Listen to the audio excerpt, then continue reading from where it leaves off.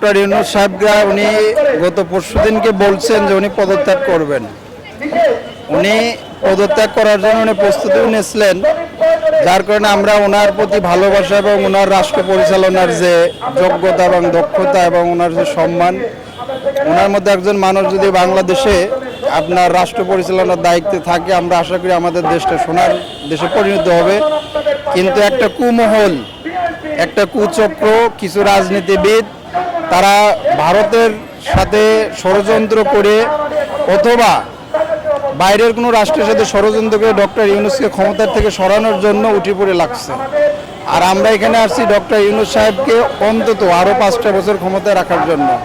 যাতে দেশের রাজনৈতিকবিদরা যদি এই মুহূর্তে নির্বাচন না চায়, যদি জাতীয় সরকার গঠন করে ডক্টর ইউনূসকে অন্তত 5টা বছর রাখে, এটা চুক্তিভিত্তিক রাখলেও এটা বাংলাদেশের জনগণের জন্য উপকার হবে এবং কল্যাণ হবে।